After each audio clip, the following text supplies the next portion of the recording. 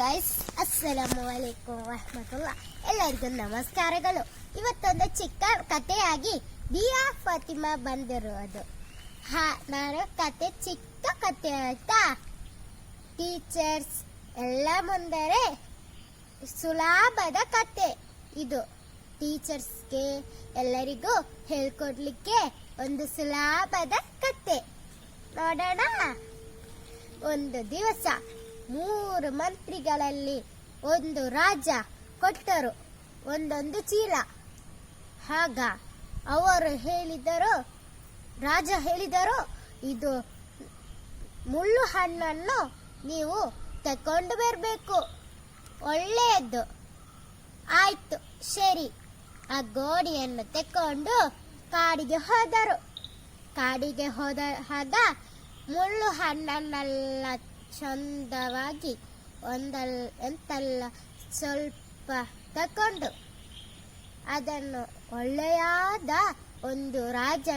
ಒಂದು ಮಂತ್ರಿ ಎಂತ ಮಾಡಿದನೋ, ಒಳ್ಳೆ ಮುಳ್ಳು ಹಣ್ಣನ್ನೆಲ್ಲ ಚೀಲೆಗೆ ತುಂಬಿಸಿ ಅಲ್ಲಿ ನಿಂತನು. ಎರಡನೇ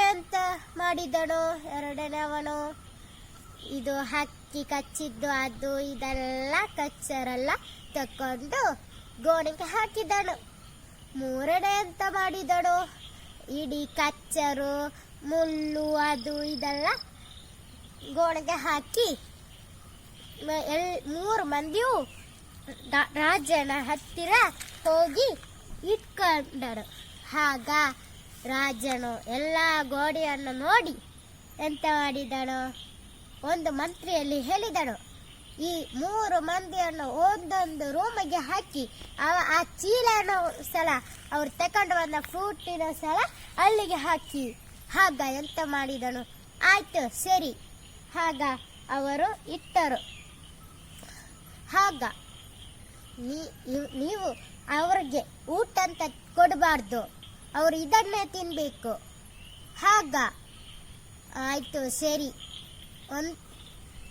ಒಂದೇನವನು ಪ್ರಾಮಾಣಿಕದವನು ಎಂತ ಮಾಡಿದನು, ಅದನ್ನೇ ತಿಂದು ಒಂದು ಧೈರ್ಯಶಾಲಿಯಾದನು. 2ನೇಯದ್ದವನು ಅದು ಹಕ್ಕಿ ಕಚ್ಚದಲ್ಲ ಅದನ್ನೆಲ್ಲ ತಿಂದು ರೋಗ ಆಗಿ ಹೊರಗೆ ಬಂದನು.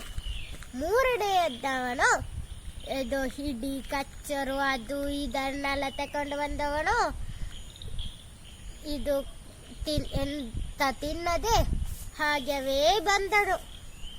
ಆಗ ಒಂದು ಪ್ರಾಮಾಣಿಕವಾದ ಅವನು ಎಂತ ಮಾಡಿದನು, ಅವನನ್ನು ಸತ್ಯವಾದ ಮಂತ್ರಿ ಅಂತ ಹೇಳಿ ಇನ್ನೊಂದು ದಿವಸ ಅವನನ್ನು ರಾಜ ಮಾಡಬೇಕಂತ ಹೇಳಿ ಅವನನ್ನು ಮಾಡಿದನು.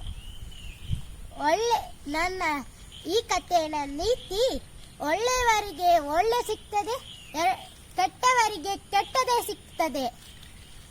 ಈ ಕಥೆ ನಿಮಗೆ ಇಷ್ಟ ಆದರೆ like and share and subscribe ಮಾಡಿ. ಈ ಕಥೆ ಇಷ್ಟ ಆದರೆ ಕಮೆಂಟ್ ಮಾಡಬೇಕು ಗಾಯ್ಸ್.